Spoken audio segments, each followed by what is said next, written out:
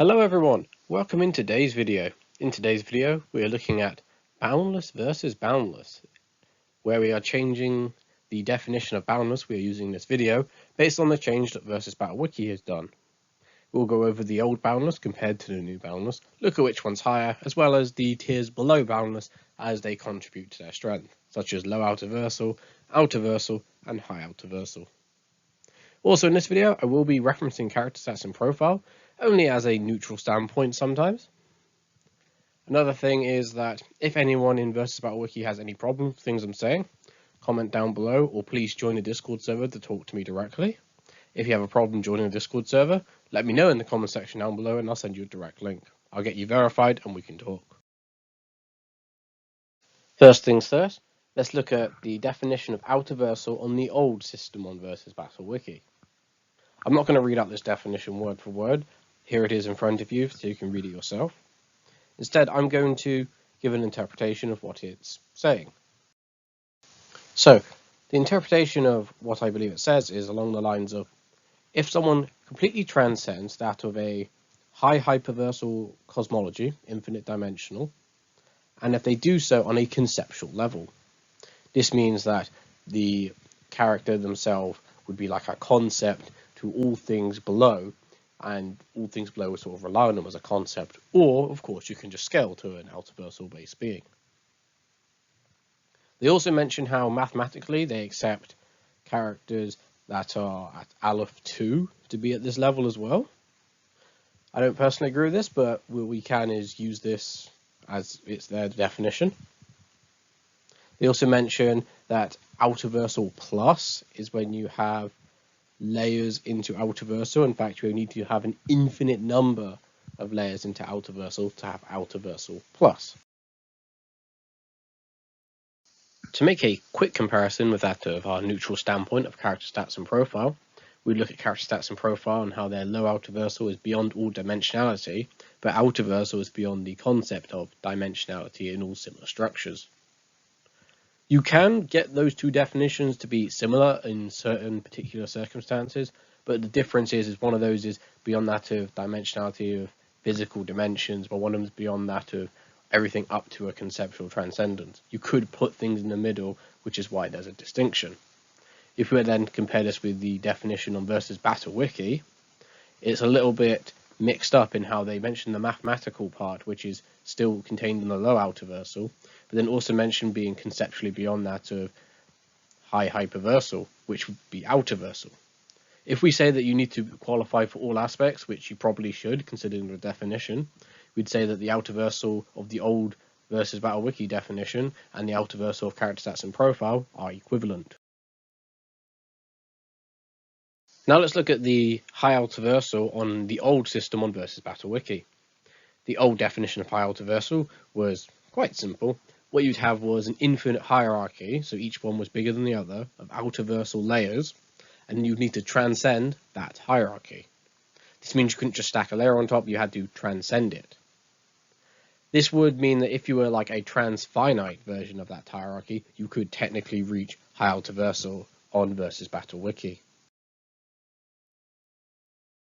Now to make our comparison with our neutral standpoint of character stats and profile, I actually did this in a previous video looking at the difference between High Outerversal on Versus Battle Wiki and character stats and profile, although I used this old definition as opposed to the new one. What the conclusion was is Versus Battle Wiki's definition was very powerful. It was transcending an infinite hierarchy of Outerversal layers.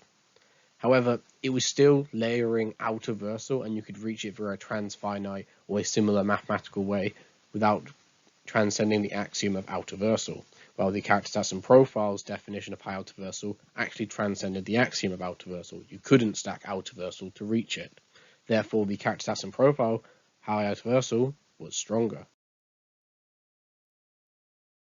I will also mention, after the conclusion of the High Outerversal versus High Outerversal video, many people from Versus Battle Wiki or friends of people from Versus Battle Wiki came to talk to me on why they thought it was higher. And while I was never convinced by them of why Versus Battle Wiki would be higher than character stats and profile, what they did mention in the end was their intention was to get that similar level, but didn't quite word it how they wanted it to.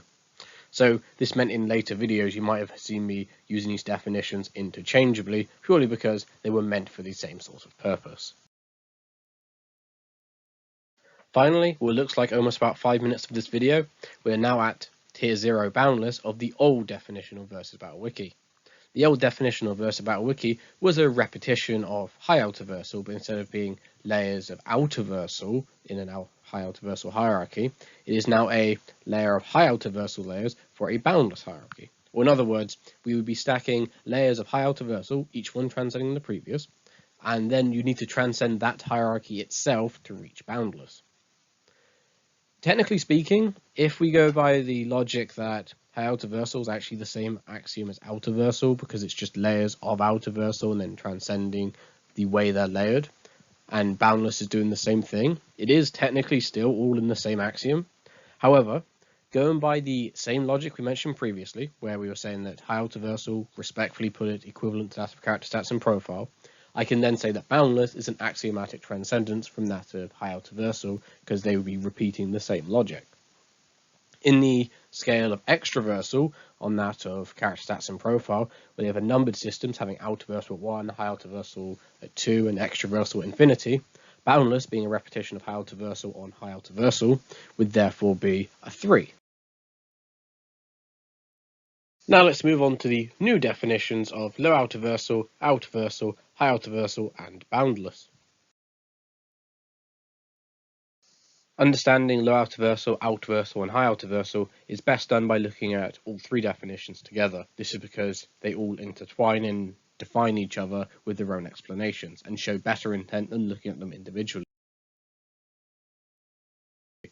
Starting with Low Outerversal, we can look at how in this definition they mention Aleph 1, but they don't mention how they're using Aleph 1. They also mention the fact that you transcend High 1b in a sense that it's absolute, you're above it to the way you wouldn't reach it by any 1b structure.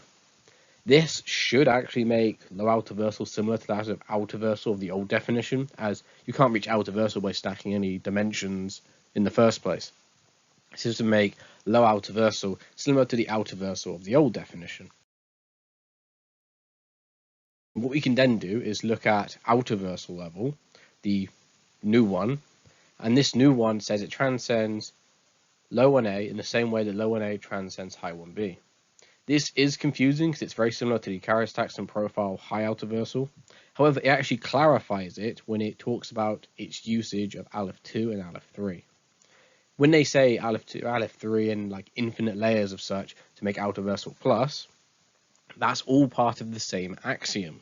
And because it's all part of the same axiom, it means that Outerversal being the difference between Low Outer and High 1b, that difference is just a Outerversal difference. Essentially, what this would mean is Outerversal level is starting off one Outerversal level higher than the regular baseline. It's a bit weird, but that's basically what they're saying here. High Outerversal level, the brand new one, does something I really like. They talk about transcending the logical framework defining 1a. And they go as well to say this, that no amount of stacking Alephs will actually do it. It needs to be an inaccessible cardinal, something that the Alephs cannot reach. This would be an 100% axiomatic transcendence, far better than their older definition. An axiomatic transcendence over the Outerversal hierarchy would be equivalent to the High Outerversal of character stats and profile. Now, some people may want a more in-depth explanation going over why each one of these are how they are, as I sort of glossed over a little bit. However, there is a portion of this video purely cut out over the confusing nature of trying to understand each one of these tiers individually. If you put them all together, you get the analysis said just above, and a mini conclusion will be on the screen just to clarify it. Now for the last one, Boundless, Tier 0. In this definition, they have actually got practically the same as their old definition, but of course with High Outerversal being different now, this means that it is very different itself. Unlike previously where I had to use the intent of rather than the definition to be able to get Boundless to have an axiomatic transcendence, here, because we already know High Outerversal has its own axiomatic transcendence, Boundless definitely has its axiomatic transcendence this time.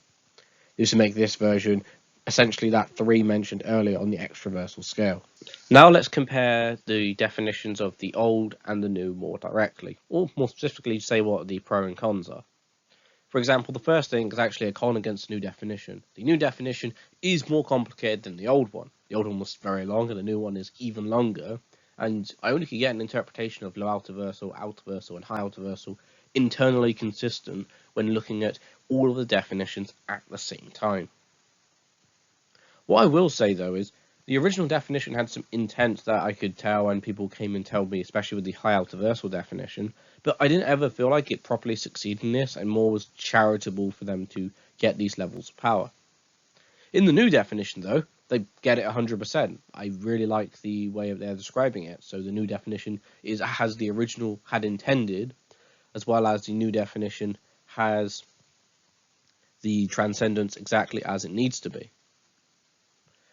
What I will also say is the new definition doesn't mention conceptuality. The reason why it doesn't is Versus Battle Wiki, and I was told this directly by a lot of them, wanted to generalize in a way that they didn't need conceptuality or go on a more mathematical approach. This means that it should actually be easier to qualify as a definition now. It should have been as easy previously. The level of power hasn't changed, but previously there was some more strictness if something was a concept. This time you just need the quantity or overall quality, not just the quality of a concept. This makes the new definition better in this generalized sense. Now to talk about some other things on Versus Battle Wiki. Now on Versus Battle Wiki, some other things have happened that many people use to downplay the outerversal definition. I myself have done it with a couple of these, mostly as a joke, but you can see why. First thing being the removal of irrelevant speed. With this happening, many people believe the outerversal definition no longer even qualifies as outerversal. It still does. This is just something they couldn't define, therefore they removed it. Next thing was claims being unable to quantify space-time. Space-time also depends on just what level of reality you're on, and them being unable to quantify is, again, them being unable to quantify it, not anything to do with the actual definition. Next thing is their statements of people thinking being beyond dimensionality is a no-limit fallacy. That makes no sense. It definitely is not. However, they don't seem to use those statements either, so I don't think it's a big deal.